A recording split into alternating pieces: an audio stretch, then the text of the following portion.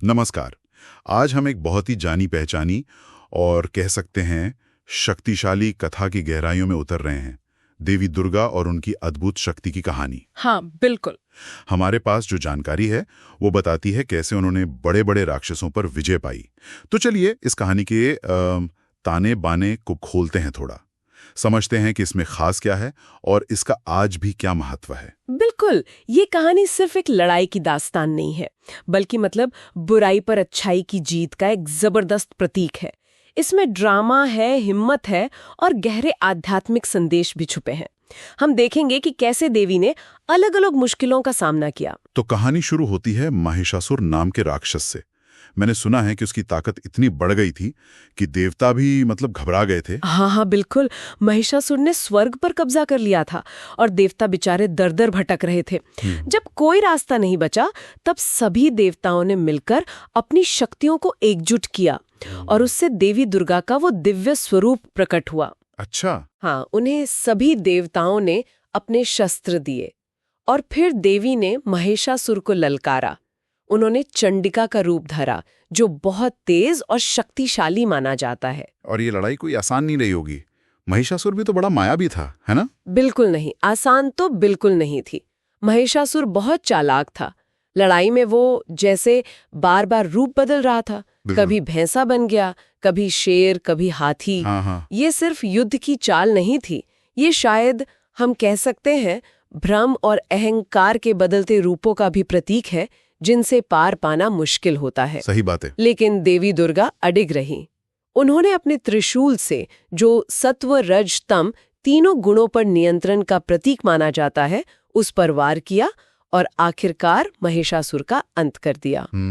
उसकी पूरी सेना तो डरकर भाग गई। तो महिषासुर का अंत तो हो गया, पर लगता है कि संकट अभी टला नहीं था।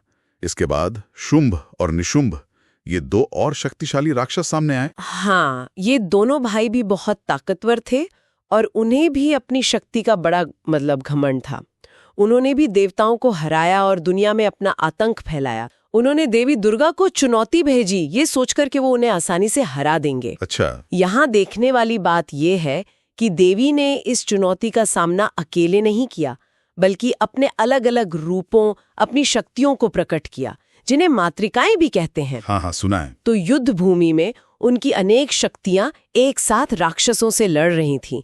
ये दिखाता है कि बुराई से लड़ने के लिए दिव्यता कई रूपों में प्रकट हो सकती है। और फिर कहानी में वो देवी काली का प्रवेश होता है। उनका रूप तो बहुत ही भयंकर बताया जाता है। ये कैसे हुआ? हाँ, जब शुंभ निशुंभ के सेनापति थे चंड और मुंड, वो देवी से लड़ने आए और युद्ध बहुत भीषण हो गया, कंट्रोल के बाहर जैसा। तब देवी दुर्गा के क्रोध से, उनकी भौहें के बीच से काली प्रकट हुई। ओहो। उनका रूप विकराल था, गहरा काला रंग, बिखरे बाल, गले में मुंडों की माला, वो सब। काली ने आते ही राक्षसों का भयानक संहार शुरू कर दिया। ये शब्द संहार सिर्फ मारकाट नहीं है, ये बुराई का जड़ से सफाया करने की तीव्रता दिखाता है। बिल्कुल। काली का ये प्रचंड रूप जरूरी था, क्योंकि कुछ बुराइयां इतनी गहरी और हठी होती हैं कि उन्हें मिटाने के लिए चेतना के सबसे उग्र, सबसे शक्तिशाली रूप की जरूरत पड़ती है। अंत में काली और दुर्गा के अन्य रूपों ने मिलकर शुंभ और निशुंभ का भी वध कर दिया। इन महान विजयों के बाद देवताओं ने स्वाभाविक रूप से देवी की स्तुति की होगी। इस पूरी कथा का, जिसे हम दुर्गा सप्तशती या चंडी पाठ के नाम से जानते हैं और खासकर नवरात्रि में सुनते पढ़ते हैं, आखिर सार क्या है?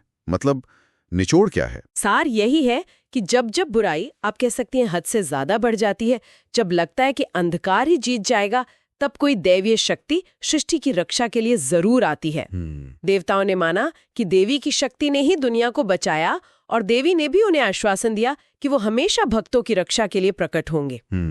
ये सिर्फ एक पुरानी कहानी नहीं है, बल्कि एक भरोसा है, एक आश्वासन है। हाँ, सही है। आज भी ये कथा हमेशा YouTube जैसे डिजिटल माध्यमों पर व्याख्यानों के रूप में आसानी से मिल जाती है, जो इसके गहरे आध्यात्मिक पहलू को लोगों तक पहुंचा रहे हैं। तो हमने देखा कि कैसे देवी दुर्गा ने महिषासुर, शुंभ, निशुंभ जैसे बड़े राक्षसों का नाश करके धर्म को फिर से स्थापित किया। एक तरह से संतुलन वापस लाया। हाँ, और इन कहानियों से जो एक गहरा संदेश मिलता है वो ये है कि चाहे बाहरी दुश्मन हो या हमारे अंदर के राक्षस जैसे अहंकार, लालच, दैवीय कृपा और हमारी अपनी आंतरिक शक्ति हमेशा उनसे लड़ने के लिए मौजूद हैं। बिल्कुल, ये विचार आज भी उतना ही प्रासंगिक है, जो हमें रोजमर्रा के संघर्षों में हिम्मत और उम्मीद देता है। सही कहा। शायद सोचने वाली बात यह है कि हम अपने जीवन की चुनौतियों में इस कथा की शक्ति और संदेश को कैसे उतार सकते हैं, कैसे समझ सकते हैं।